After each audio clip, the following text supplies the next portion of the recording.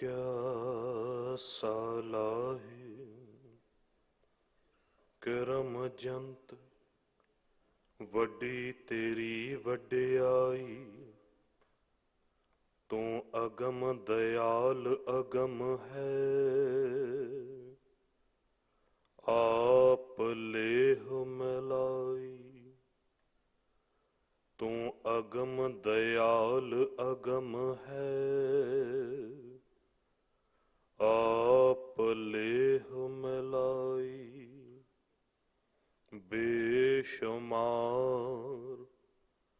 अथाह अगनत अतुलै, ज्यों बुलावो त्यों नानक दास बोलै। ज्यों बुलावो त्यों नानक दास बोलै।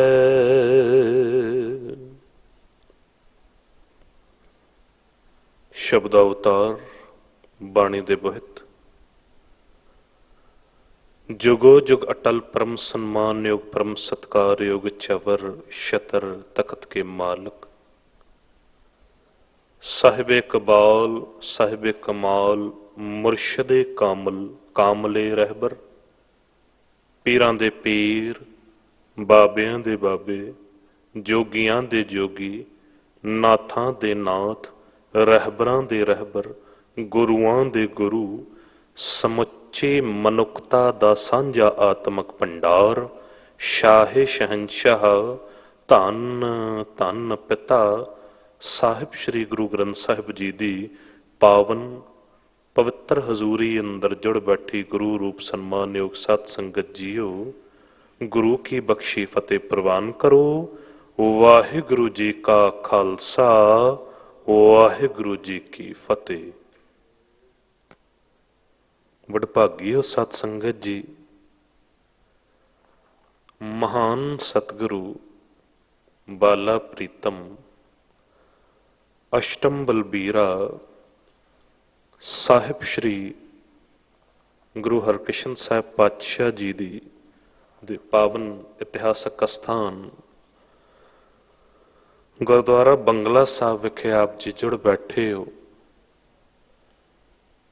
कीर्तन कथा का आनंद मान रहे हो, अपने जीवन नूं सफल बना रहे हो। अक्सर दास बेनती करदा है कि जिथे गुरु की नज़र पै जावे, जिस बाला प्रीतम के स्थान ते तुसी बैठे हो, अरदास दे विच यही पढ़िया जाता है, श्री हर कृष्ण धियाई है जिस डिठे सब दुख जाए।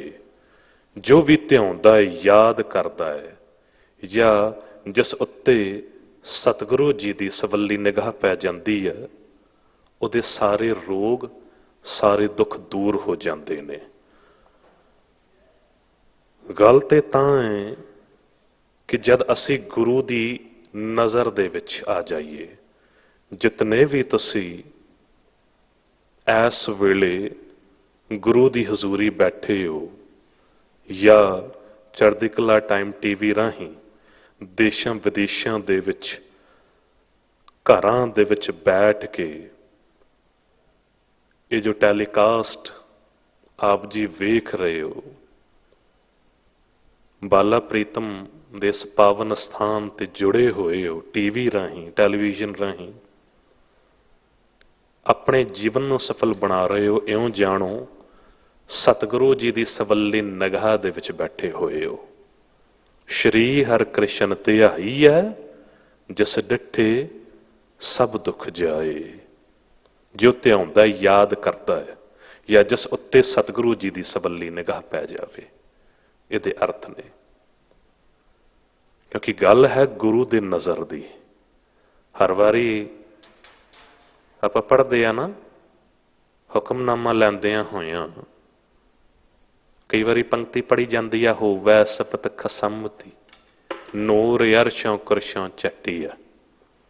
गुरु अंगद देव पातशाह जी के बारे सत्ता जी बलवंत जी ने ये बचन उच्चारण किए ने, कहते ऐ गुरु अंगद दे पातशाह जी महाराज, जिस वेले तुसी गुरु दरबार दे विच सज बैठदे हो, उदों तुहाडी हजूरी दे विच उस अकाल पुरख परमात्मा वाहिगुरु दा जस गायन किया जाता है। ते जद जस गायन किया जाता है, उस सच्ची दरगाह तो एक नूर तुहाडे सीस उत्ते चट्टिया जाता है। होवै सिफत खसम दी, नूर अरशों करशों झट्टी है। वो नूर तुहाडियां अखां दे विच फिर आ जाता है। फिर उन्हां नूर भरी निगाहां दे नाल जिसनूं भी तुसीं तक लैंदे हो, हुंदा की है, तुद डिठे सच्चे पातशाह, मल जन्म जन्म दी कट्टी है। उदों फिर दुखी लोकां दे दुख कट दिंदे हो, रोग नूं दूर कर दिंदे हो, कलेश दूर कर दिंदे हो। इतिहास गवाही दिंदा है, जद भी दीवान की समाप्ति हुंदी सी, गुरु अंगद देव पातशाह जी महाराज ज्यों बाहर निकलते सन, लाइनां लगियां हुंदियां सन, पर जिसनों भी तक लैंदे सन किरपा रूपे निगाह दे नाल उहदे सारे रोग सारे दुख दूर कर दिंदे सन। कहण दा भाव दस अर्ज इस करके कर रहा है क्योंकि गुरु की नज़र दे विच बख्शिश है, तो उस गुरु की नज़र दे विच तुसीं बैठे हुए हो, जुड़े हुए हो टीवी राहीं, घरां दे विच भी भावें। सो अज दा जो पावन शब्द सानू मिलिया विचारण दे लई, जो आप जी ने भाई साहब जी पासों सरवण कीता है, इस सलोक 12 ते वधीक ने सत संगत जी। 12 ते वधीक दा भाव की हुंदा है? 12 तो वधे हुए। जिस वेले ना बाणी का उतारा किया जा रहा सी गुरु नानक देव पातशाह जी वल्लों, उस तो बाद जद गुरगद्दी का मालक गुरु अंगद देव पातशाह जी नूं बनाया गया, बाणी की पोथी उन्हां कोल गई, गुरु अमरदास पातशाह जी ने बाणी उच्चारण की, बाणी दर्ज की, गुरु रामदास पातशाह जी ने भी बाणी दर्ज की, ते उन्होंने जो बाणी उच्चारण की पौड़ियां दे विच, पर जद गुरु अर्जन देव पातशाह जी दे कोल ये बाणी का खजाना आया, ते तरतीब अनुसार बाणी का उतारा किया गया। 22 वारां ने गुरु ग्रंथ साहिब जी दे विच, ते तरतीब अनुसार गुरु अर्जन देव पातशाह जी ने एक एक वार दे विच पौड़ी दर्ज करके ते 2-2 श्लोक दा सुमेल बनता है, उत्थे दर्ज किए गए।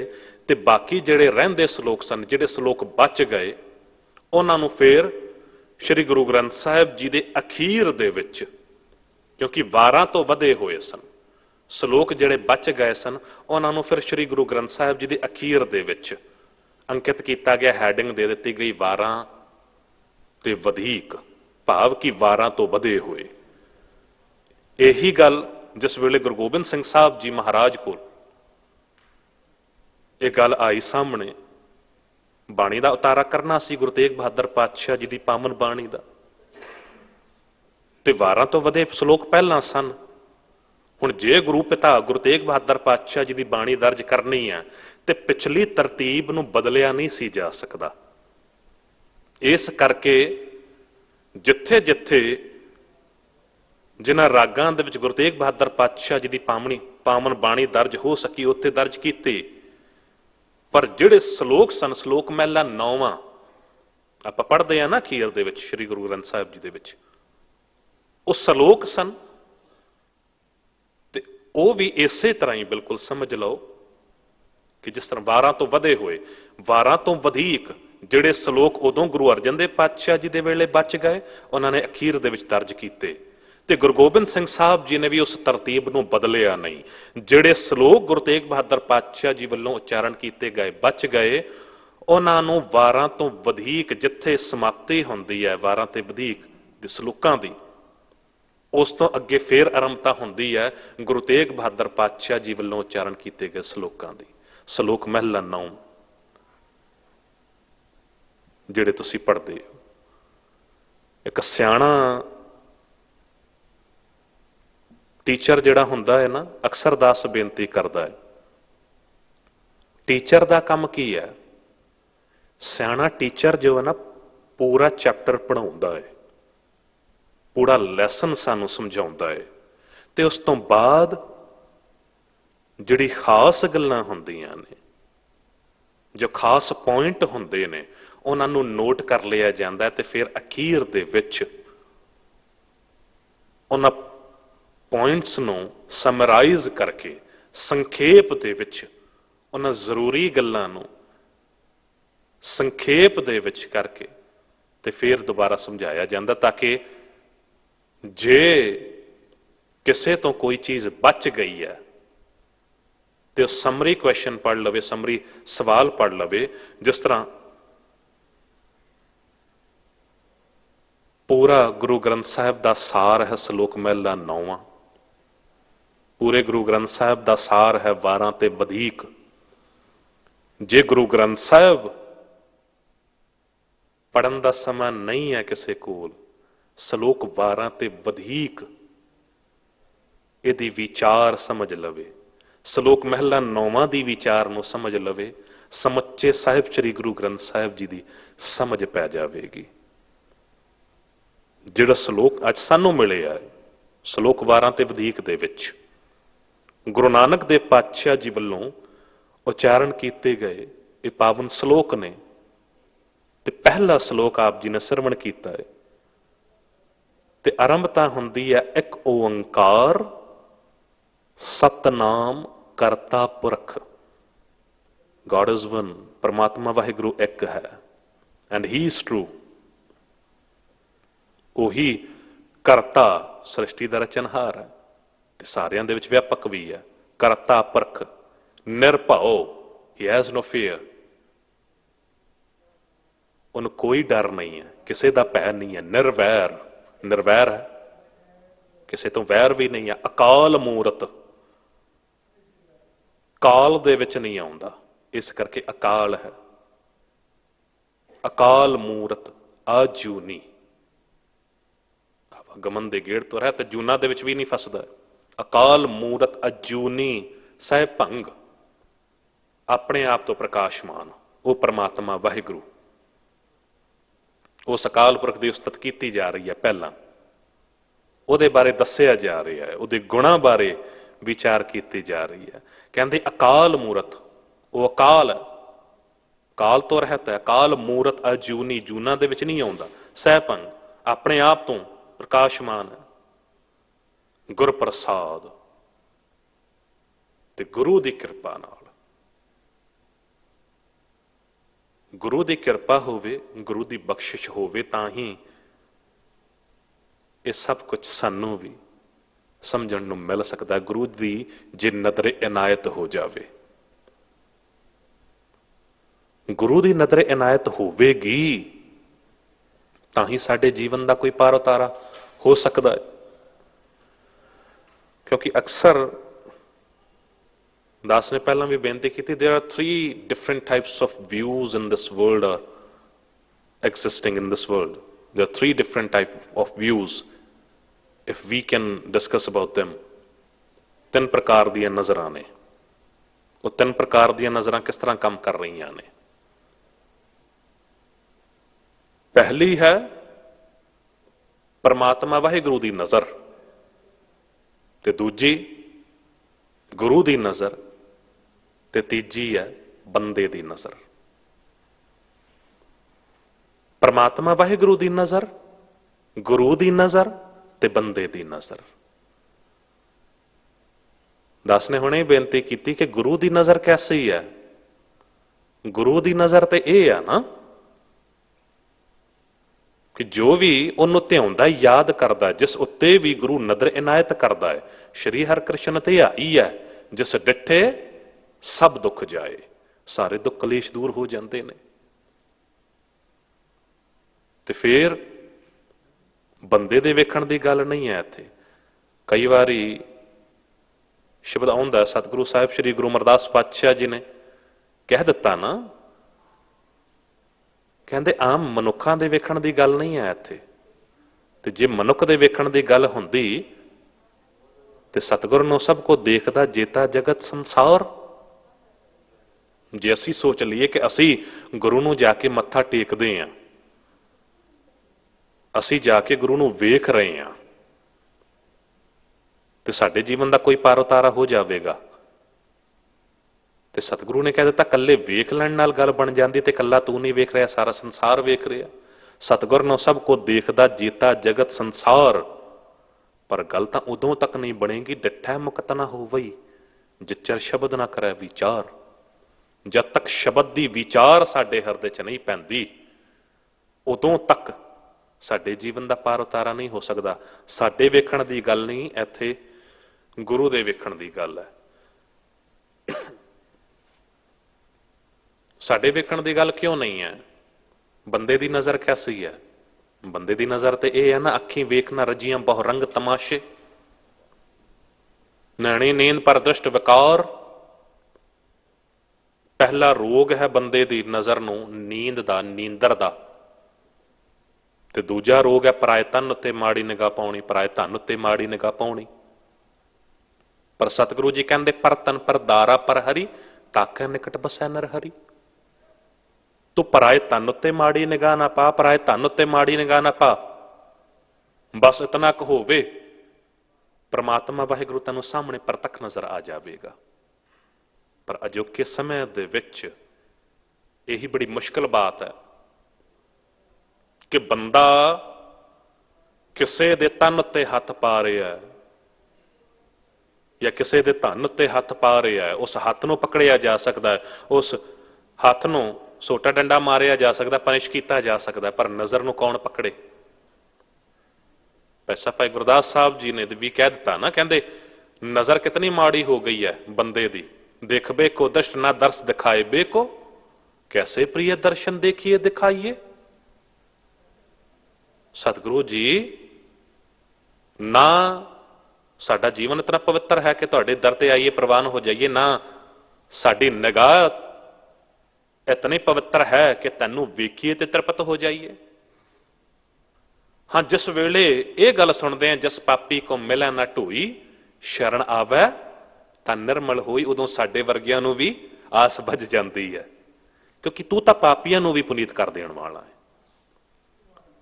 ਤੂੰ ਹਰ ਇੱਕ ਉੱਤੇ ਨਜ਼ਰ ਇਨਾਇਤ ਕਰਨ ਵਾਲਾ ਹੈ, ਬਖਸ਼ਿਸ਼ਾਂ ਕਰਨ ਵਾਲਾ ਹੈ, ਹਰ ਇੱਕ ਉੱਤੇ ਤੂੰ ਰਹਿਮਤਾਂ ਕਰਨ ਵਾਲਾ ਹੈ।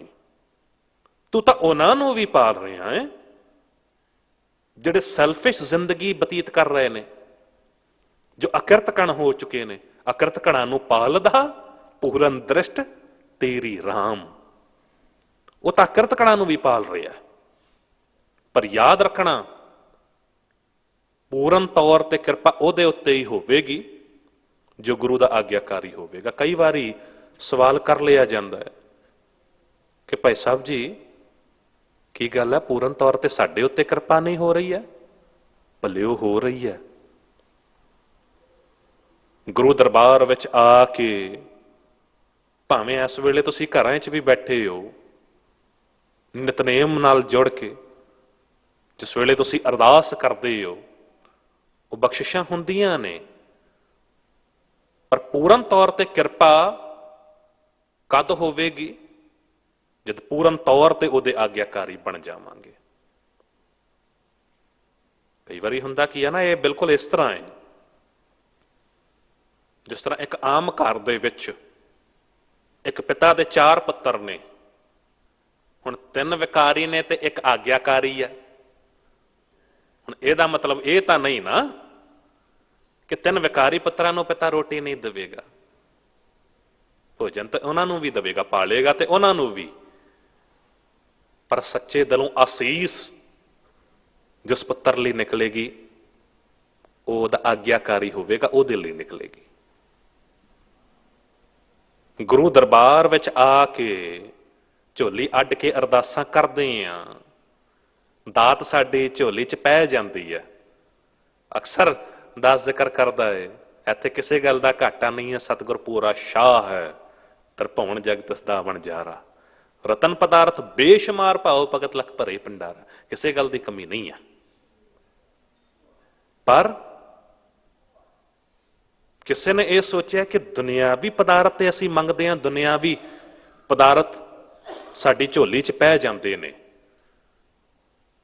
ਉਹ ਦਾਤਾਂ ਤੇ ਪੈ ਜਾਂਦੀਆਂ ਨੇ, ਪਰ ਕਿਉਂ ਨਾ ਦਾਤਾਂ ਦੇਣ ਵਾਲੇ ਨੂੰ ਹੀ ਮੰਗ ਲਈਏ। ਤੂੰ ਪ੍ਰਭ ਦਾਤਾ ਦਾਨ ਮਤ ਪੂਰਾ, ਹਮ ਥਾਰੇ ਪੇਖਾਰੀ ਜੀਓ, ਮੈਂ ਕਿਆ ਮੰਗਾਂ ਕਿਸ ਤਿਰ ਨਾ ਰਹਾਈ, ਹਰ ਦੀਜੈ ਨਾਮ ਪਿਆਰੀ ਜੀਓ। ਗੁਰੂ ਤੇਗ ਬਹਾਦਰ ਪਾਤਸ਼ਾਹ ਜੀ ਨੇ ਵੀ ਮੰਗਿਆ ਨਾ ਕਿ ਸਤਿਗੁਰੂ ਜੀ ਤੁਸੀਂ ਕਿਰਪਾ ਕਰੋ, ਮੈਂ ਕੀ ਮੰਗ ਸਕਦਾ ਹਾਂ, ਕੇਵਲ ਤਾਂ ਕੇਵਲ ਆਪਣੇ ਨਾਮ ਦੀ ਬੰਦਗੀ ਦੇ ਦਿਓ, ਉਹ ਨਜ਼ਰੇ ਇਨਾਇਤ ਕਰ ਦਿਓ, ਤਾਂ ਕਿ ਸਾਡੇ ਜੀਵਨ ਦਾ ਪਾਰ ਉਤਾਰਾ ਹੋ ਜਾਵੇ। ਗੁਰੂ ਦਰਬਾਰ ਦੇ ਵਿੱਚ ਜਦ ਆਉਂਦੇ ਆ, ਜਦ ਇਉਂ ਝੋਲੀ ਅੱਡ ਕੇ ਸਾਨੂੰ ਚੁੱਕਣਾ ਆ ਗਿਆ, ਗੁਰੂ ਦੀ ਬਖਸ਼ਿਸ਼ ਸਾਡੇ ਉੱਤੇ ਹੋ ਸਕਦੀ ਹੈ, ਕਿਉਂਕਿ ਇਹ ਦਾਤਾ ਤੇ ਹੈ ਹੀ ਬੇਅੰਤ, ਇਹ ਬੜਾ ਕੁਝ ਸਾਨੂੰ ਦਿੰਦਾ ਹੈ। ਤੇ ਜਿਹੜਾ ਗੁਰੂ ਦੀ ਨਜ਼ਰ ਦੇ ਵਿੱਚ ਆ ਜਾਂਦਾ ਹੈ ਨਾ, ਯਾਦ ਰੱਖਣਾ ਉਹ ਪ੍ਰਮਾਤਮਾ ਵਾਹਿਗੁਰੂ ਦੀ ਨਜ਼ਰ ਦੇ ਵਿੱਚ ਵੀ ਆ ਜਾਂਦਾ ਹੈ, ਕਿਉਂਕਿ ਗੁਰੂ ਦੀ ਨਜ਼ਰ ਤੇ ਪ੍ਰਮਾਤਮਾ ਵਾਹਿਗੁਰੂ ਦੀ ਨਜ਼ਰ ਇੱਕ ਹੋ ਜਾਂਦੀ। ਇੱਕ ਅਵਸਥਾ ਐਸੀ ਹੈ ਜਿੱਥੇ ਪ੍ਰਮਾਤਮਾ ਤੇ ਗੁਰੂ ਦੀ ਨਜ਼ਰ ਇੱਕ ਹੋ ਜਾਂਦੀ ਹੈ। ਉਹ ਅਵਸਥਾ ਕਿਹੜੀ ਹੈ? ਉਹ ਅਵਸਥਾ ਹੈ ਤੂੰ ਤੂੰ ਕਰਤਾ ਤੂੰ ਹੁਆ ਮੁਝ ਮੈਂ ਰਹਾ ਨਾ ਹੂੰ, ਜਬ ਆਪਾ ਪਰ ਕਾ ਮਿਟ ਗਿਆ ਜਤ ਦੇਖਾ ਤਤ ਤੂੰ। ਉਹ ਇਹ ਅਵਸਥਾ ਹੈ ਅਬ ਤੋਂ ਜਾਏ ਚੜੈ ਸਿੰਘਾਸਨ ਮਿਲੈ ਹੈ ਸਾਰੰਗ ਪਾਨੀ, ਰਾਮ ਕਬੀਰਾ ਏਕ ਪਏ ਹੈ ਕੋਈ ਨਾ ਸਕਿਆ ਪਛਾਨੀ, ਨਾਨਕ ਲੀਨ ਭਇਓ ਗੋਬਿੰਦ ਸਿਉ ਜਿਉ ਪਾਨੀ ਸੰਗ ਪਾਨੀ। ਉਹ ਇਹ ਅਵਸਥਾ ਹੈ। ਗੁਰੂ ਦੀ ਨਜ਼ਰ ਤੇ ਪ੍ਰਮਾਤਮਾ ਵਾਹਿਗੁਰੂ ਦੀ ਨਜ਼ਰ ਇੱਥੇ ਇੱਕ ਹੋ ਜਾਂਦੀ ਹੈ। ਤੇ ਫਿਰ ਹੁਣ ਜਿਹੜਾ ਵੀ ਗੁਰੂ ਦੀ ਨਜ਼ਰ ਦੇ ਵਿੱਚ ਆ ਜਾਂਦਾ ਹੈ ਨਾ, ਉਹ ਇਉਂ ਜਾਣੋ ਅਕਾਲ ਪੁਰਖ ਪ੍ਰਮਾਤਮਾ ਵਾਹਿਗੁਰੂ ਦੀ ਨਜ਼ਰ ਦੇ ਵਿੱਚ ਵੀ ਆ ਜਾਂਦਾ ਹੈ। ਉਹਨੂੰ ਪ੍ਰਮਾਤਮਾ ਦੀ ਵੀ ਖੁਸ਼ੀਆਂ ਮਿਲ ਜਾਂਦੀਆਂ ਨੇ, ਰਹਿਮਤਾਂ ਮਿਲ ਜਾਂਦੀਆਂ ਨੇ। ਸੋ ਗੁਰੂ ਕੋਲ ਆ ਕੇ, ਗੁਰੂ ਨੂੰ ਯਾਦ ਕਰਕੇ ਹੀ ਸਾਡੇ ਦੁੱਖ ਦੂਰ ਹੋ ਸਕਦੇ ਨੇ। ਸਾਡੇ ਜੀਵਨ ਦੇ ਵਿੱਚ ਸਾਡਾ ਜੀਵਨ ਉਸ ਸੱਚੀ ਦਰਗਾਹ ਦੇ ਵਿੱਚ ਪ੍ਰਵਾਨ ਹੋ ਸਕਦਾ, ਸਫਲ ਹੋ ਸਕਦਾ ਹੈ। ਗੁਰਬਾਣੀ ਗੁਰੂ ਗ੍ਰੰਥ ਸਾਹਿਬ ਜੀ ਦੇ ਵਿੱਚ ਇਹੀ ਹੈ। ਜੀਵਨ ਜੀਣ ਦੀ ਜਾਚ ਸਾਨੂੰ ਸਿਖਾਉਂਦੀ ਹੈ। How can we live our life, ਅਸੀਂ ਆਪਣੀ ਜ਼ਿੰਦਗੀ ਕਿਸ ਤਰ੍ਹਾਂ ਬਤੀਤ ਕਰਨੀ ਹੈ। ਇਹ ਤਾਂ ਸਾਨੂੰ ਪਤਾ ਹੈ ਕਿ ਕਿਸ ਤਰ੍ਹਾਂ ਜੀ ਰਹੇ ਹਾਂ, ਪਰ ਕਿਸ ਤਰੀਕੇ ਦੇ ਨਾਲ ਜੀਣੀ ਹੈ ਇਹ ਗੁਰੂ ਸਾਨੂੰ ਦੱਸੇਗਾ। ਹੋਰ ਉਹਨੂੰ ਕਿਸ ਤਰ੍ਹਾਂ ਸੰਵਾਰ ਸਕਦੇ ਹਾਂ, ਸ਼ਿੰਗਾਰ ਸਕਦੇ ਹਾਂ। ਜਿਸ ਤਰ੍ਹਾਂ ਅੱਜ ਸ਼ਲੋਕ 12 ਤੇ ਵਧੀਕ ਦੇ ਵਿੱਚ ਜੋ ਪਹਿਲਾ ਸ਼ਲੋਕ ਹੈ ਗੁਰੂ ਨਾਨਕ ਦੇਵ ਪਾਤਸ਼ਾਹ ਜੀ ਵੱਲੋਂ ਉਚਾਰਨ ਕੀਤਾ ਗਿਆ, ਅਜੇ ਹੀ ਕੁਝ ਦੱਸਿਆ ਜਾ ਰਿਹਾ। ਦੋ ਸਹੇਲੀਆਂ ਦੀ ਆਪਸ ਦੇ ਵਿੱਚ ਗੱਲ ਕਰਵਾਈ ਆ। ਹੁਣ ਇੱਕ ਸਹੇਲੀ ਦਾ ਵਿਆਹ ਹੋ ਗਿਆ ਤੇ ਪੁੱਛਦੀ ਆ ਆਪਣੀ ਸਹੇਲੀ ਨੂੰ, ਉਹ ਤੰਗੀ ਪੈ ਹੋ ਰਹੀ ਗਹਿਰ ਗੰਭੀਰੇ, ਸਸੜ ਸੋਹੀਆ ਕਿਵ ਕਰੀ ਨਿਮਣ ਨਾ ਜਾਏ ਥੜੀ। ਉਹ ਤੰਗੀ ਪੈ ਹੋ ਰਹੀ ਗਹਿਰ ਗੰਭੀਰੀ, ਭਾਵ ਹੁਣ ਕਹਿੰਦੇ ਉੱਚੇ ਲੰਮੇ ਕੱਦ ਵਾਲੀ ਇਸਤਰੀ, ਪਰਸਨੈਲਿਟੀ ਵਜੋਂ ਉਹਦਾ ਰੂਪ ਵੀ ਬੜਾ ਸੋਹਣਾ ਸੀ, ਬਹੁਤ ਚੰਗੀ ਪਰਸਨੈਲਿਟੀ ਵੀ ਬਹੁਤ ਚੰਗੀ ਆ, ਸਾਰਾ ਕੁਝ ਬਹੁਤ ਵਧੀਆ ਪ੍ਰਮਾਤਮਾ ਵਾਹਿਗੁਰੂ ਨੇ ਉਹਨੂੰ ਬਣਾਇਆ ਹੈ, ਸੋਹਣੇ ਢੰਗ ਦੇ ਨਾਲ ਸੋਹਣਾ ਸਰੂਪ ਦਿੱਤਾ ਹੈ। ਪਰ ਜੇ ਸਤਿਕਾਰ ਕਰਨਾ ਹੈ, ਕਈ ਵਾਰੀ ਕੀ ਹੁੰਦਾ ਨਾ, ਜਦ ਬਹੁਤ ਕੁਝ ਸਾਨੂੰ ਮਿਲ ਜਾਵੇ ਨਾ, ਜਦ ਦਾਤਾਂ ਆ ਜਾਂਦੀਆਂ ਨੇ, ਬਹੁਤ ਕੁਝ ਆ ਜਾਂਦਾ, ਤੇ ਨਾਲ ਨਾਲ ਨਾ ਕਿਤੇ ਕਿਤੇ ਹੰਕਾਰ ਦਾ ਕਿਣਕਾ ਵੀ ਅੰਦਰ ਆ ਜਾਂਦਾ ਹੈ। ਰੂਪ ਤੇ ਮਿਲਿਆ ਬੜਾ ਸੋਹਣਾ, ਸਰੀਰ ਮਿਲਿਆ ਹੈ, ਉਹ ਚੱਲਮਾ ਕੱਦ ਮਿਲਿਆ, ਪਰ ਅੰਦਰ ਇੱਕ ਅਭਿਮਾਨ ਹੈ ਕਿ ਮੈਂ ਕਿਸ ਤਰ੍ਹਾਂ ਆਪਣੇ ਸੱਸ ਸਹੁਰੇ ਦੇ ਸਾਹਮਣੇ ਝੁਕ ਸਕਦੀ ਹਾਂ, ਮੈਂ ਕਿਸ ਤਰ੍ਹਾਂ ਉਹਨਾਂ ਨੂੰ ਨਮਸਕਾਰ ਕਰ ਸਕਦੀ ਹਾਂ। ਯਾਦ ਰੱਖਣਾ ਸਤ ਸੰਗਤ ਜੀ, ਬੜੀਆਂ ਬਖਸ਼ਿਸ਼ਾਂ ਸਾਨੂੰ ਮਿਲਦੀਆਂ ਨੇ, ਤੇ ਅਕਸਰ ਦਾਸ ਇਹ ਬੇਨਤੀ ਕਰਦਾ ਹੈ ਕਿ ਉਹਨਾਂ ਬਖਸ਼ਿਸ਼ਾਂ ਨੂੰ ਸੰਭਾਲਣ ਦੇ ਲਈ ਯਾਦ ਰੱਖਣਾ ਅੰਦਰ ਨਿਮਰਤਾ ਵੀ ਬਹੁਤ ਜ਼ਰੂਰੀ ਹੈ। ਅੰਦਰ ਨਿਮਰਤਾ ਹੋਵੇਗੀ, ਅੰਦਰ ਬੰਦਗੀ ਹੋਵੇਗੀ, ਤਾਂ ਹੀ ਉਹਨਾਂ ਬਖਸ਼ਿਸ਼ਾਂ ਨੂੰ ਵੀ ਸੰਭਾਲ ਸਕਦੇ ਹਾਂ। ਗੁਰੂ ਨਾਨਕ ਦੇਵ ਪਾਤਸ਼ਾਹ ਜੀ ਨੇ ਵੀ ਇਹੀ ਕੁਝ ਕੀਤਾ ਸੀ ਨਾ। ਭਗਤੀ ਦਾ ਖਜ਼ਾਨਾ ਪਹਿਲਾਂ ਹੀ ਸੌਂਪ ਦਿੱਤਾ ਗਿਆ ਸੀ। ਪਹਿਲੋਂ ਪਾਬੇ ਪਾਇਆ ਬਖਸ਼ਦਰ, ਪਿੱਛੋਂ ਦੇ ਫਿਰ ਘਾਲ ਕਮਾਈ।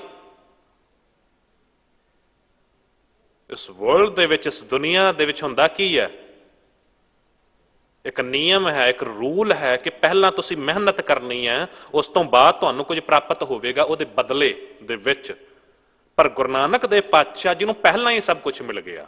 ਪਹਿਲੋਂ ਬਾਬੇ ਪਾਇਆ ਬਖਸ਼ਦਰ, ਪਿੱਛੋਂ ਦੇ ਫਿਰ ਘਾਲ ਕਮਾਈ। ਭਾਰੀ ਕਰੀ ਤਪੱਸਿਆ, ਵੱਡਾ ਭਾਗ ਹਰ ਸਿਉ ਬਣਿਆਈ। ਭਾਰੀ ਕਰੀ ਤਪੱਸਿਆ, ਕੋਈ ਛੋਟੀ ਮੋਟੀ ਮਿਹਨਤ ਨਹੀਂ ਕੀਤੀ। ਰੇਤ ਅਕ ਆਹਾਰ ਕਰ, ਰੋੜਾਂ ਦੀ ਗੁਰ ਕਰੀ ਵਿਛਾਈ। ਭਾਰੀ ਕਰੀ ਤਪੱਸਿਆ। ਤੇ ਜਦ ਮਿਲਾਪ ਹੋਇਆ, ਸਵਾਲ ਕੀਤਾ ਪ੍ਰਮਾਤਮਾ ਨੇ ਕਿ ਨਾਨਕ, ਭਗਤੀ ਦਾ ਖਜ਼ਾਨਾ ਤੈਨੂੰ ਪਹਿਲਾਂ ਹੀ ਦੇ ਦਿੱਤਾ, ਭਗਤ ਭੰਡਾਰ ਗੁਰੂ ਨਾਨਕ ਕੋ ਸੌਂਪੇ, ਫਿਰ ਲੇਖਾ ਮੂਲ ਨਾ ਲਿਆ। ਭਗਤੀ ਦਾ ਖਜ਼ਾਨਾ ਪਹਿਲਾਂ ਹੀ ਦੇ ਦਿੱਤਾ ਏ, ਕੋਈ ਹਿਸਾਬ ਵੀ ਨਹੀਂ ਮੰਗਿਆ, ਫਿਰ ਹੁਣ ਕੀ ਲੈਣ ਆ ਗਿਆ? ਕਹਿੰਦੇ ਪ੍ਰਮਾਤਮਾ ਬਖਸ਼ਿਸ਼ਾਂ ਬੜੀਆਂ ਮਿਲੀਆਂ ਨੇ, ਰਹਿਮਤਾਂ ਬੜੀਆਂ ਮਿਲੀਆਂ ਨੇ, ਪਰ ਉਹਨਾਂ ਬਖਸ਼ਿਸ਼ਾਂ ਨੂੰ ਸੰਭਾਲਿਆ ਕਿ ਗਰੀਬੀ ਦੇ ਬਰਤਨ ਦੇ ਵਿੱਚ ਜਾ ਸਕਦਾ ਹੈ। Humility is a key of success. ਨਿਮਰਤਾ ਅਤ ਜ਼ਰੂਰੀ ਹੈ। ਬੇਸ਼ੱਕ ਤੁਸੀਂ ਬਖਸ਼ਿਸ਼ਾਂ ਕਰ ਦਿੱਤੀਆਂ ਨੇ, ਰਹਿਮਤਾਂ ਕਰ ਦਿੱਤੀਆਂ ਨੇ, ਪਰ ਉਹਨਾਂ ਨੇ ਬਖਸ਼ਿਸ਼ਾਂ ਨੂੰ ਸੰਭਾਲਿਆ ਕਿਸੇ ਨਿਮਰਤਾ ਦੇ ਬਰਤਨ ਦੇ ਵਿੱਚ ਜਾ ਸਕਦਾ ਹੈ। ਤੇ ਉਹ ਨਿਮਰਤਾ ਦਾ, ਉਹ ਗਰੀਬੀ ਦਾ ਬਰਤਨ ਚਾਹੀਦਾ ਹੈ।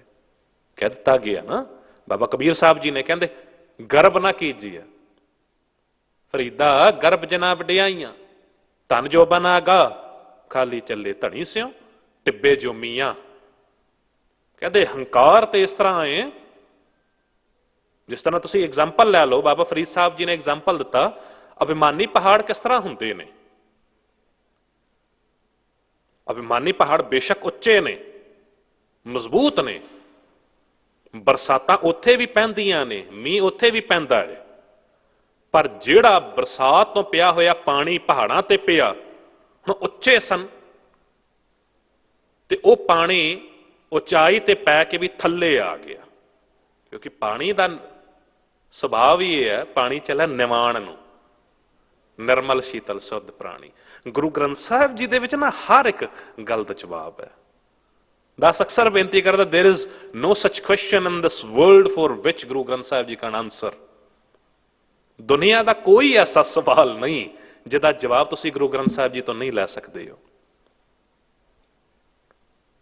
ਉੱਪਰੋਂ ਪਿਆ ਹੋਇਆ ਪਾਣੀ ਵੀ ਅਭਿਮਾਨੀ ਪਹਾੜ ਸੰਭਾਲ ਨਹੀਂ ਸਕਿਆ। ਜਿਹੜੇ ਛੋਟੇ ਛੋਟੇ ਟੋਏ ਟਿੱਬੇ ਸਨ, ਪਾਣੀ ਉਹਨਾਂ ਵਿੱਚ ਠਹਿਰ ਗਿਆ, ਕਿਉਂਕਿ ਉਹਨਾਂ ਵਿੱਚ ਉਹ ਝੁਕੇ ਹੋਏ ਸਨ।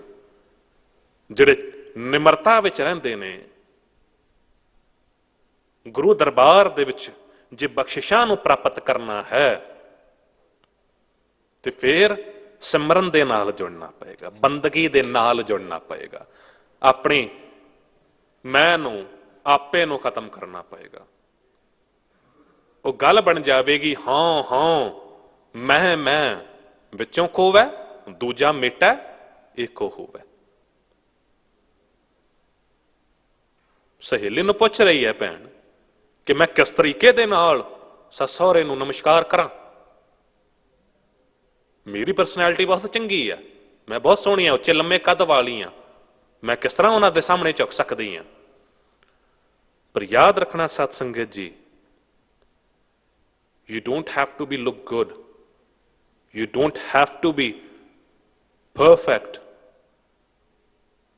just because other people want you to be perfect. But if your soul is perfect, if your soul is pure, that is all you want to.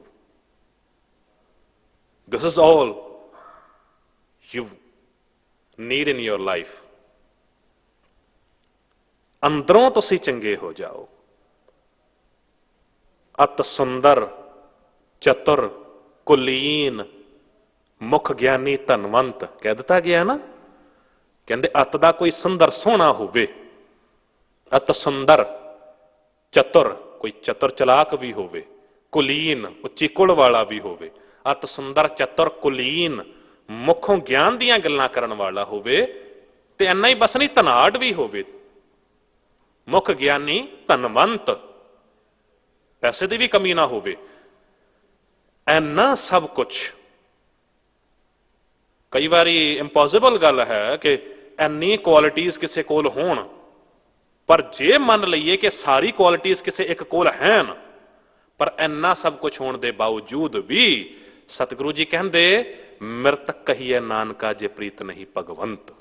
ਅਤ ਸੁੰਦਰ, ਚਤੁਰ, ਕੁਲੀਨ, ਮੁਖ ਗਿਆਨੀ, ਧਨਵੰਤ, ਮਿਰਤ ਕਹੀਏ ਨਾਨਕਾ ਜੇ ਪ੍ਰੀਤ ਨਹੀਂ ਭਗਵੰਤ।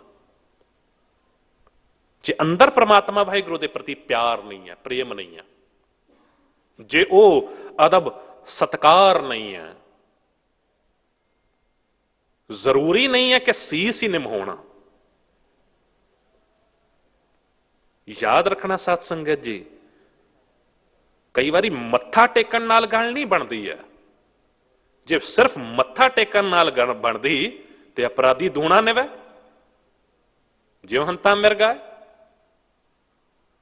ਕਹਿ ਦਿੱਤਾ ਗਿਆ ਨਾ। ਜੇ ਅਪਰਾਧੀ ਨੂੰ ਵੀ ਵੇਖੋਗੇ ਨਾ, ਉਹ ਵੀ ਹੋਰ ਨੀਵਾਂ ਹੁੰਦਾ, ਵਾਰ-ਵਾਰ ਨੀਵਾਂ ਹੁੰਦਾ। ਪਰ ਕਿਉਂ? ਜੇ ਕਿਸੇ ਸ਼ਿਕਾਰੀ ਨੇ ਵੀ ਸ਼ਿਕਾਰ ਕਰਨਾ ਹੈ, ਆਪਣੇ ਆਪ ਨੂੰ ਉਹਨੂੰ ਝੁਕਾਉਣਾ ਪੈਂਦਾ ਹੈ। ਕਿਸੇ ਉੱਤੇ ਵਾਰ ਕਰਨਾ ਤੇ ਝੁਕਣਾ ਪੈਣਾ ਹੈ। ਸ਼ਿਕਾਰੀ ਨੂੰ ਵੀ ਆਪਣੇ ਆਪ ਨੂੰ ਨੀਵਾਂ ਕਰਨਾ ਪੈਂਦਾ। ਅਪਰਾਧੀ ਦੂਣਾ ਨਿਵੇ ਜਿਉ ਹੰਤਾ ਮਿਰਗਾ, ਸੀਸ ਨਵਾਈ ਹੈ ਕਿਆ ਥੀ ਹੈ, ਜਾਂ ਹਿਰਦਾ ਕੋ ਸੱਦਾ ਜਾਏ। ਜੇ ਆਪਣੇ ਅੰਦਰੋਂ ਤੁਸੀਂ ਨਹੀਂ ਝੁਕੇ ਤੇ ਫਿਰ ਭਾਵੇਂ ਮੱਥਾ ਵੀ ਟੇਕ ਲਓਗੇ ਨਾ, ਤਾਂ ਵੀ ਕੋਈ ਫਾਇਦਾ ਨਹੀਂ ਹੋਵੇਗਾ। ਕੇਵਲ ਮੱਥਾ ਟੇਕਣ ਨਾਲ ਗੱਲ ਨਹੀਂ ਬਣੇਗੀ। ਅੰਦਰੋਂ ਤੁਸੀਂ ਮਨ ਨੂੰ ਗੁਰੂ ਨੂੰ ਅਰਪਣ ਕਰਦੇ ਹੋ, ਅੰਦਰੋਂ ਤੁਸੀਂ ਗੁਰੂ ਦੇ ਪ੍ਰਤੀ ਉਹ ਪ੍ਰੇਮ, ਪਿਆਰ ਤੇ ਉਹ ਵਿਸ਼ਵਾਸ ਆਪਣੇ ਅੰਦਰ ਪੈਦਾ ਕਰੋ। ਮਨ ਨੂੰ ਗੁਰੂ ਨੂੰ ਅਰਪਣ ਕਰਾਂਗੇ ਤਾਂ ਹੀ ਇਸ ਮਨ ਦੇ ਵਿੱਚ ਗੁਰੂ ਉਹ ਅੰਮ੍ਰਿਤ ਦਾ ਕੁੰਟ ਸਾਡੇ ਲਗਾ ਸਕਦਾ ਹੈ। ਸਹਿਜ ਕਥਾ ਕੇ ਅੰਮ੍ਰਿਤ ਕੁੰਟਾ ਕਹਿ ਦਿੱਤਾ ਗਿਆ ਨਾ। ਪਰਮਾਤਮਾ ਵਾਹਿਗੁਰੂ ਕਿੱਥੇ ਵਸਦਾ ਹੈ? ਦਾਸ ਅਕਸਰ ਬੇਨਤੀ ਕਰਦਾ ਹੈ ਕਿ ਅਸੀਂ ਗੁਰਦੁਆਰੇ ਲੱਭਦੇ ਹਾਂ ਰੱਬ ਨੂੰ, ਬਟ ਵੇਅਰ ਗੋਡ ਲਿਵਸ। ਗੁਰਦੁਆਰੇ ਅਸੀਂ ਲੱਭਦੇ ਹਾਂ, ਮੰਦਰਾਂ ਦੇ ਵਿੱਚ ਲੱਭਦੇ ਹਾਂ, ਮਸਜਿਦਾਂ ਵਿੱਚ ਲੱਭਦੇ ਹਾਂ। ਇੱਕ ਸੱਚ ਗੱਲ ਹੈ, ਇਸ ਗੱਲ ਨੂੰ ਸਮਝਿਓ, ਇਸ ਗੱਲ ਨੂੰ ਪਕੜਿਓ। ਰੱਬ ਕਿਸੇ ਇੱਕ ਜਗ੍ਹਾ ਤੇ ਮੌਜੂਦ ਨਹੀਂ, ਰੱਬ ਕਿਸੇ ਧਰਮ ਅਸਥਾਨ ਤੇ ਮੌਜੂਦ ਨਹੀਂ। ਹਾਂ, ਧਰਮ ਅਸਥਾਨ ਬਣਾਏ ਇਸ ਕਰਕੇ ਗਏ ਨੇ, ਇਹ ਗੁਰਦੁਆਰੇ ਇਸ ਕਰਕੇ ਬਣਾਏ ਗਏ ਨੇ, ਮੰਦਰ ਮਸਜਿਦ ਇਸ ਕਰਕੇ ਬਣਾਏ ਗਏ ਨੇ। ਇਹਨਾਂ ਦੀ ਸੇਵਾ ਸੰਭਾਲ ਇਸ ਕਰਕੇ ਕਰਨੀ ਹੈ ਤਾਂ ਕਿ ਇੱਥੇ ਆ ਕੇ ਰੱਬ ਦੇ ਘਰ ਨੂੰ ਬਣਾ ਸਕੀਏ। ਤੇ ਰੱਬ ਦਾ ਘਰ ਜਦੋਂ ਵੀ ਬਣੇਗਾ ਉਹ ਤੁਹਾਡਾ ਮਨ ਬਣੇਗਾ, ਤੁਹਾਡਾ ਹਿਰਦਾ ਬਣੇਗਾ। ਰੱਬ ਇੱਥੇ ਮੌਜੂਦ ਨਹੀਂ ਹੈ, ਪਰ ਇੱਥੇ ਆ ਕੇ ਰੱਬ ਦੇ ਘਰ ਨੂੰ ਬਣਾਉਣਾ ਪਏਗਾ। ਉਹ ਹੈ ਤੁਹਾਡਾ ਹਿਰਦਾ, ਤੁਹਾਡਾ ਮਨ। ਅਗਮ ਰੂਪ ਕਾ ਮਨ ਮੈਂ ਥਾਨਾ, ਗੁਰ ਪ੍ਰਸਾਦ ਕਿਨੇ ਵਿਰਲੇ ਜਾਨਾ। ਗੁਰੂ ਦੀ ਕਿਰਪਾ ਦੇ ਨਾਲ ਕਿਸੇ ਵਿਰਲੇ ਨੇ ਹੀ ਜਾਣਿਆ ਜਿਸ ਨੇ ਮਨ ਨੂੰ ਅਰਪਣ ਕਰ ਦਿੱਤਾ। ਕਿਉਂਕਿ ਮਨ ਵੇਚਾ ਸਤਿਗੁਰ ਕੈ ਪਾਸ ਤੇ ਸੇਵਕ ਕੇ ਕਾਰਜ ਰਾਸ। ਕੇਵਲ ਮੱਥਾ ਟੇਕਣ ਨਾਲ ਗੱਲ ਨਹੀਂ ਬਣੇਗੀ। ਮੱਥਾ ਤੁਸੀਂ ਟੇਕ ਰਹੇ ਹੋ, ਸੀਸ ਨਿਭਾ ਰਹੇ ਹੋ, ਗੱਲ ਤਾਂ ਉਦੋਂ ਬਣੇਗੀ ਜੇ ਮਨ ਨੂੰ ਵੀ ਤੁਸੀਂ ਗੁਰੂ ਦੇ ਅੱਗੇ ਨਿਵਾ ਦਿਓ, ਗੁਰੂ ਦੇ ਅੱਗੇ ਝੁਕਾ ਦਿਓ, ਮਨ ਨੂੰ ਵੀ ਗੁਰੂ ਨੂੰ ਅਰਪਣ ਕਰ ਦਿਓ।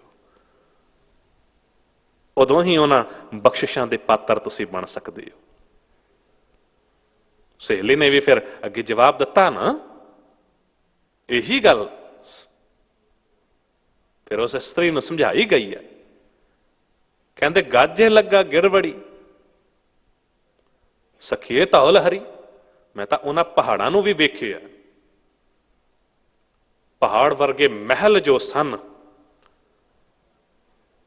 ਤੁਸੀਂ ਕਹਿੰਦੇ ਹੋ ਕਿ ਮੈਂ ਝੁਕ ਨਹੀਂ ਸਕਦੀ ਕਿਸੇ ਦੇ ਸਾਹਮਣੇ, ਪਰ ਮੈਂ ਤਾਂ ਐਸੇ ਮਹਿਲ ਵੀ ਵੇਖੇ ਨੇ ਪਹਾੜ ਵਰਗੇ, ਜਿਨ੍ਹਾਂ ਨੂੰ ਨਾ ਚੂਨਾ ਪਲਸਤਰ ਵੀ ਕੀਤਾ ਜਾਂਦਾ, ਚੰਗੀ ਤਰ੍ਹਾਂ ਉਹਨਾਂ ਨੂੰ ਪੇਂਟ ਕੀਤਾ ਜਾਂਦਾ, ਸਜਾਵਟ ਕੀਤੀ ਜਾਂਦੀ ਹੈ। ਉਹ ਪਹਾੜ ਵਰਗੇ ਮਹਿਲ ਵੀ ਢਹਿੰਦੇ ਵੇਖੇ ਨੇ, ਸੇਬ ਵੀ ਢਹਿੰਦੇ ਡਿੱਠੇ। ਮੰਦ ਨਾ ਗਰਭ ਥਣੀ।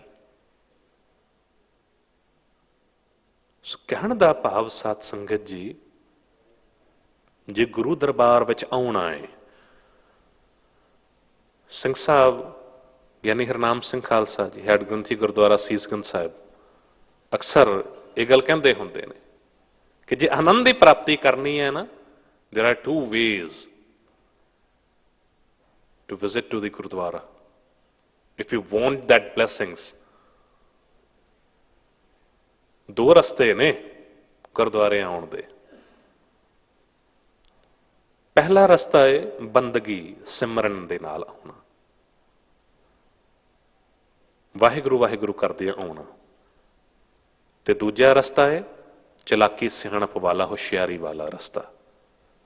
ਅਨੰਦਪੁਰ ਸਾਹਿਬ ਵੀ ਜਿਸਨੇ ਜਾਣਾ ਹੈ ਨਾ, ਜਿਨ੍ਹਾਂ ਵਿੱਚੋਂ ਆਪ ਸਾਰਿਆਂ ਨੂੰ ਪਤਾ ਹੋਵੇਗਾ, ਜਿਨ੍ਹਾਂ ਨੇ ਦਰਸ਼ਨ ਕੀਤੇ ਨੇ, ਦੋ ਰਸਤੇ ਉੱਥੇ ਜਾਂਦੇ ਨੇ। ਇੱਕ ਹੈ ਕੀਰਤਪੁਰ ਸਾਹਿਬ ਤੋਂ ਹੋ ਕੇ ਨਿਕਲਦਾ ਤੇ ਇੱਕ ਹੁਸ਼ਿਆਰਪੁਰ ਤੋਂ। And for example we assume that, ਅਸੀਂ ਮੰਨ ਲਈਏ ਕਿ ਕੀਰਤਪੁਰ ਸਾਹਿਬ ਵਾਲਾ ਰਸਤਾ ਕੀਰਤੀ ਵਾਲਾ ਰਸਤਾ, ਔਰ ਵਾਕਈ ਹੈ ਵੀ ਬੜਾ ਪਲੇਨ ਤੇ ਪੱਧਰਾ ਰਸਤਾ। ਜੇ ਬੰਦਾ ਉਸ ਰਸਤੇ ਤੋਂ ਜਾਂਦਾ ਹੈ ਤੇ ਟਾਪੋ ਟਾਪ ਆਰਾਮ ਨਾਲ ਪਹੁੰਚ ਜਾਂਦਾ ਹੈ। ਤੇ ਦੂਜਾ ਰਸਤਾ ਜੋ ਹੈ ਹੁਸ਼ਿਆਰਪੁਰ ਵਾਲਾ ਰਸਤਾ, ਪਹਾੜੀ ਰਸਤਾ, ਕਈ ਵਾਰੀ ਔਕੜਾਂ ਬਾਧਾਂ ਆਉਂਦੀਆਂ ਨੇ। ਤੇ ਸੋਚ ਲਈਏ ਕਿ ਹੁਸ਼ਿਆਰਪੁਰ ਵਾਲਾ ਰਸਤਾ, ਹੁਸ਼ਿਆਰੀ ਵਾਲਾ ਰਸਤਾ ਇੰਡੀਆ ਦੇ ਮੈਪ ਉੱਤੇ ਬੜਾ ਸੋਹਣਾ ਐਗਜ਼ਾਮਪਲ ਪਰਮਾਤਮਾ ਵਾਹਿਗੁਰੂ ਵੀ ਵੱਲੋਂ, ਦੇਖੋ ਕਿੰਨਾ ਸੋਹਣਾ ਐਗਜ਼ਾਮਪਲ ਸਾਨੂੰ ਸਮਝਾਉਣ ਲਈ ਦਿੱਤਾ ਗਿਆ। ਆਨੰਦਪੁਰ ਸਾਹਿਬ ਲਈ ਇਹ ਦੋ ਰਸਤੇ ਨੇ, ਹੁਸ਼ਿਆਰਪੁਰ ਵਾਲਾ ਰਸਤਾ ਤੇ ਕੀਰਤਪੁਰ ਸਾਹਿਬ ਵਾਲਾ ਰਸਤਾ। ਹੁਣ ਜੇ ਦੁਨਿਆਵੀ ਰਸਤਾ ਅਸੀਂ ਕੀਰਤਪੁਰ ਸਾਹਿਬ ਵਾਲਾ ਚੁਣ ਰਹੇ ਹਾਂ, ਕੀਰਤੀ ਵਾਲਾ ਚੁਣ ਰਹੇ ਹਾਂ, ਪਰ ਜੇ ਗੁਰੂ ਕੇ ਸਿੱਖਾ ਤੇਰੇ ਅੰਦਰ ਚਲਾਕੀ ਹੈ, ਅੰਦਰ ਸਿਆਣਪ ਹੈ, ਅੰਦਰ ਹੁਸ਼ਿਆਰੀ ਹੈ, ਤੇ ਫਿਰ ਅਨੰਦਪੁਰ ਸਾਹਿਬ ਪਹੁੰਚ ਕੇ ਵੀ ਉਸ ਆਨੰਦ ਤੋਂ ਵਾਂਝਾ ਰਹਿ ਜਾਵੇਗਾ। ਕਈ ਐਸੇ ਨੇ ਵੇਖੇ ਜਾਂਦੇ ਨੇ। ਗੱਲ ਫਿਰ ਉੱਥੇ ਆ ਜਾਂਦੀ ਹੈ, ਸੀਸ ਨਵਾਈਏ ਕਿਆ ਤੀ ਹੈ, ਜਰ ਦਾ ਕੋ ਸੱਦਾ ਜਾਏ। ਕਈ ਐਸੇ ਵੇਖੇ ਜਾਂਦੇ ਨੇ, ਤਨ ਤੇ ਆਪਣਾ ਲੈ ਕੇ ਆਉਂਦੇ ਨੇ, ਤਨ ਪ੍ਰਮਾਤਮਾ ਵਾਹਿਗੁਰੂ ਅੱਗੇ ਝੁਕਾ ਦਿੰਦੇ ਨੇ, ਪਰ ਮਨ ਜਿਹੋ ਜਿਹਾ ਲੈ ਕੇ ਆਏ ਉਹੋ ਜਿਹਾ ਹੀ ਵਾਪਸ ਲੈ ਕੇ ਚਲੇ ਜਾਂਦੇ ਨੇ। ਕੀਰਤਪੁਰ ਸਾਹਿਬ ਵਾਲਾ ਰਸਤਾ, ਕੀਰਤੀ ਵਾਲਾ ਰਸਤਾ ਜੇ ਚੁਣ ਲਈਏ, ਅੰਦਰ ਚਲਾਕੀ ਹੋਵੇਗੀ ਤੇ ਤਾਂ ਵੀ ਪਹੁੰਚ ਕੇ ਵੀ ਅਨੰਦਪੁਰ ਸਾਹਿਬ ਆਨੰਦ ਦੀ ਪ੍ਰਾਪਤੀ ਨਹੀਂ ਹੋ ਸਕਦੀ।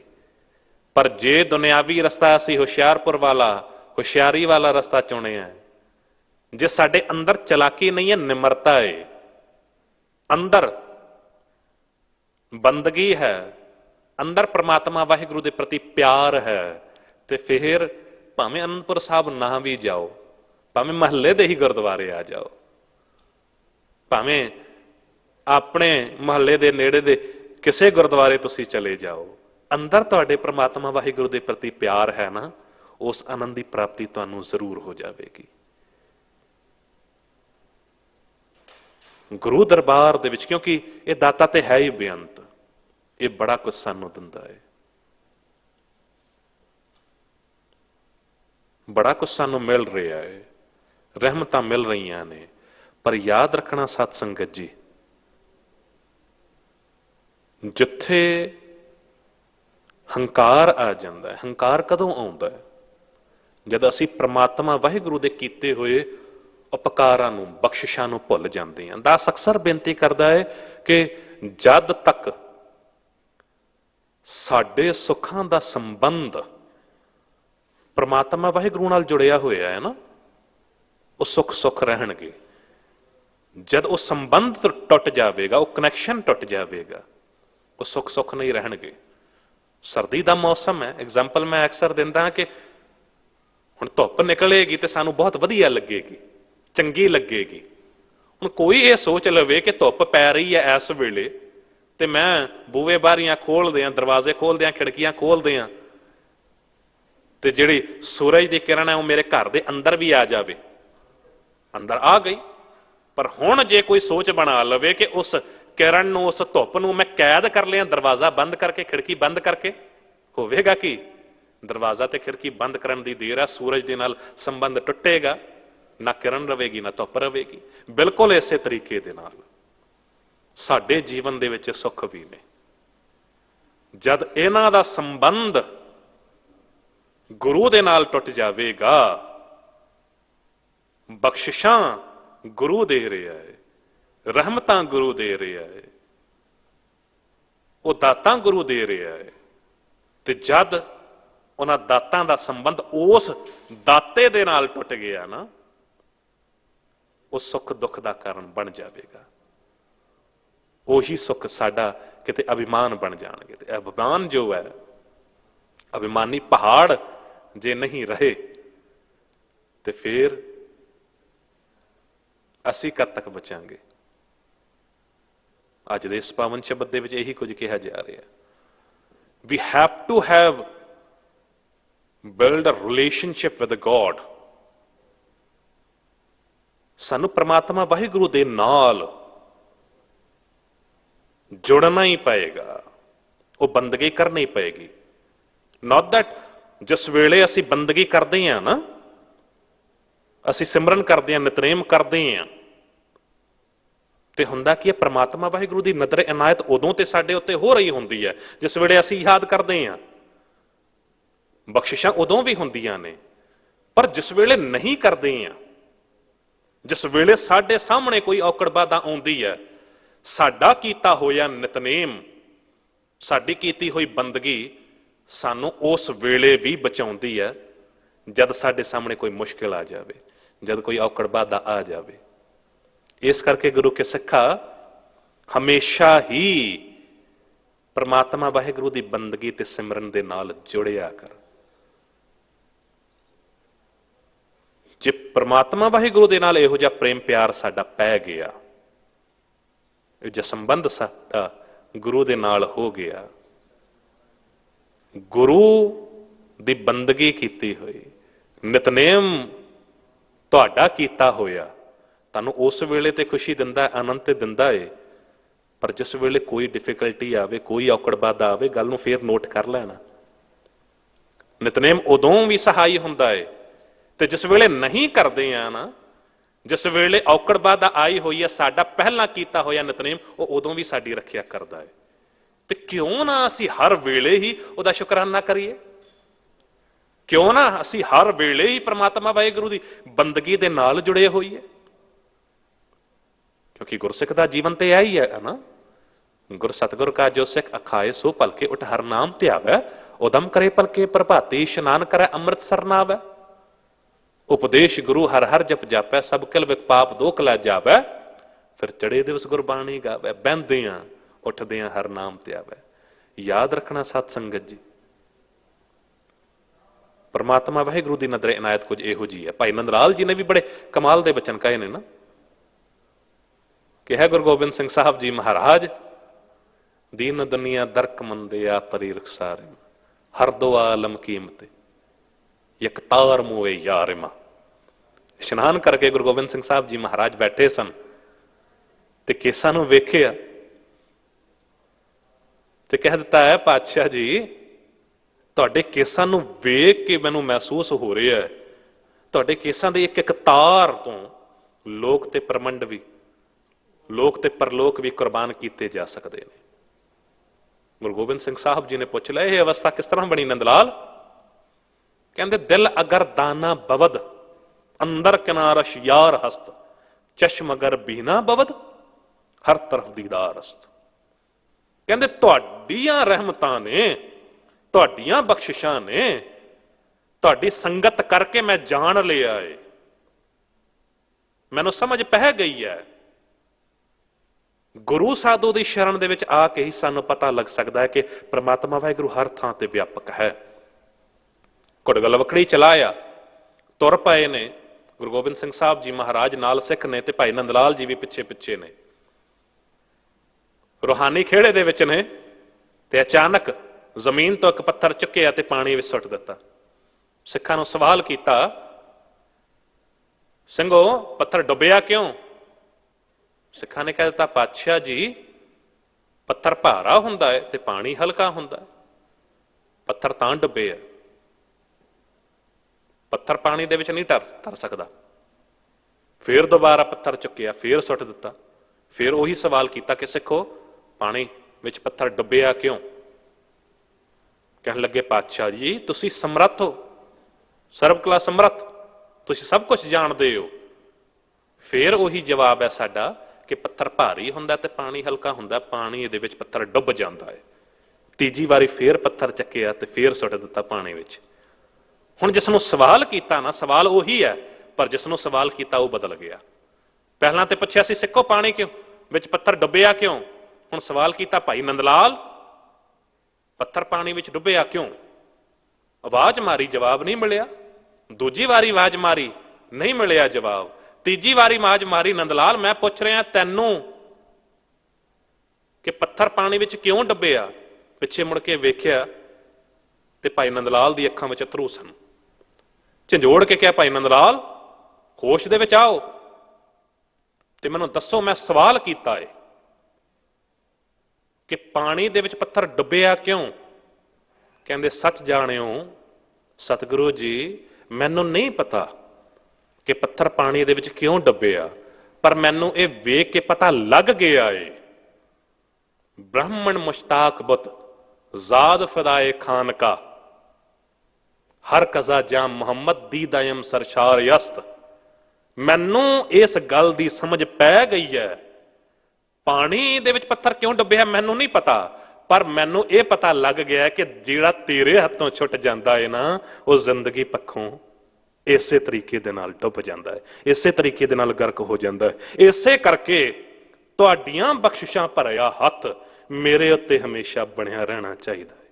नंदलाल ते यही कुछ मंगदा है।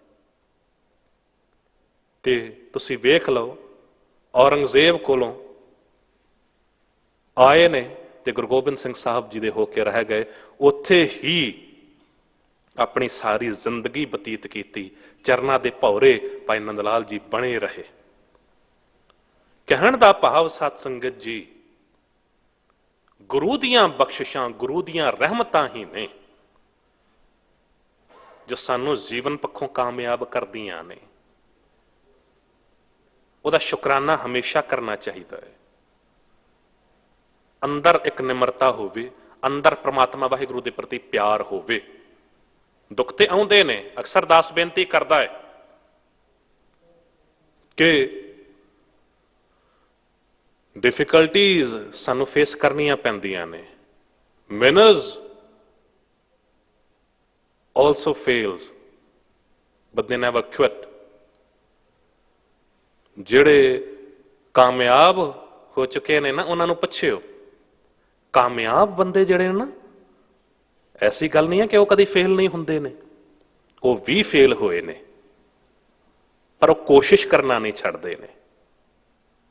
Never be disappointed in your life, because if you are facing a failure today then you will be successful tomorrow. ये दास ने गुरुद्वारा सीसगंज साहब नवें साल ते भी बेनती की सी कि समा हमेशा ही इको जिहा नहीं रहिंदा। गुरु गोबिंद सिंह साहब जी दे वेले भी यह समा आया सी, कदी तां आनंदपुर साहब दा किला सी ते कदी परिवार दे 3 विछोड़े हो गए, 4 साहिबजादे शहीद हो गए, जामा लीरो लीर हो गया, माछीवाड़े के जंगलों के पैरों कंडिया ने बिन के रख दिता, हालत वह भी बन गई सी। पर फिर भी परमात्मा वाहिगुरु की याद नहीं विसारे, हमेशा बंदगी दे विच जुड़े रहे। ते अगे चल के जे औखड़ आई सी, बाधा आई सी, जे डिफिकल्टी आई सी, ते उलामा नहीं दिता है, शुकराना किया। कमाले करामात कायम करीम, रजा बख्श राजक रहा कुन रहीम। ऐ परमात्मा वाहिगुरु तुहाडी रजा है, तुहाडियां बख्शिशां, तुहाडियां रहमतां ने, तुहाडे भाणे नूं मन के तुरिया हां। ते औरंगजेब हमारा कसा साया के आयद बजीर, बरूद अस्त दारद न जागो दलेर। औरंगजेब मेरे उत्ते अकाल पुरख परमात्मा वाहिगुरु दा हत्थ है, मैनू ओदा सहारा है। चमरदी के आकर खमोशा कुनी, कि आतिश दमारा फरोजा कुनी। चार चंगाड़ियां वजा के तू बैठ गया, मेरे चार साहिबजादे तू शहीद कर दिते, चेहा शद के च बच का कुछ चार, कि बाकी बेमादस्त पेचीद है मार। की होया जे मेरे चार साहिबजादे शहीद कर दिते, हाले कुड़ लिया सब खालसा जिउंदा है। ते अगे चल के उस तरीके दे नाल तैनूं जवाब भी मिलेगा। कहण दा भाव सत संगत जी, समा हमेशा ही इक्को जिहा नहीं रहिंदा, but when your focus is clear, obstacle doesn't matter at all.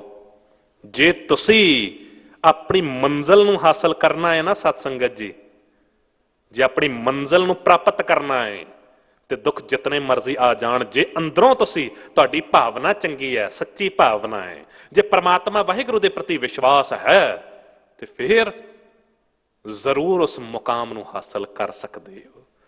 जरूर परमात्मा वाहिगुरु दे भी तुसी नेड़े हो सकते हो। गुरु गोबिंद सिंह साहब जी महाराज ने भी अपना विश्वास कदी भी नहीं दूर किया सी, हमेशा उस अकाल पुरख परमात्मा वाहिगुरु ते भरोसा रखिया, वो विश्वास कायम रखिया। तुसी वेख लो, यही गल कह दी सी कि की होया, चार साहिबजादे शहीद हो गए। इन परतन के शीस पर वार दिए सतचार, चार मुवे तो क्या हुआ, जीवत कई हजार। एक इहो जिहा इतिहास गुरु गोबिंद सिंह साहब जी ने सिरज के रख दिता, क्योंकि वो इतिहास सिरजना सी गुरु गोबिंद सिंह साहब जी ने। याद रखना, दास ने पहला भी बेनती की है कि हमेशा वड्डियां चीजां जिहड़ियां ने ना, वो हौसले रख के मिलदियां हुंदियां ने। ते जिहड़े पंछी भी ने ना, जिहड़े पंछी परां दे जोर दे नाल उड़दे ने, वो अज भी कैद होणगे ते कल भी कैद होणगे।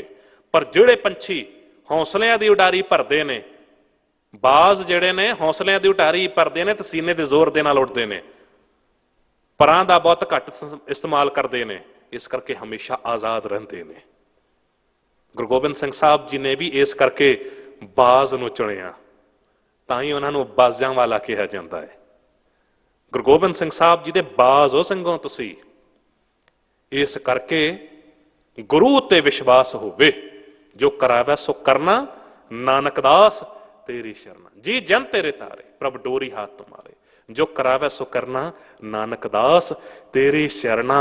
कहंदे जे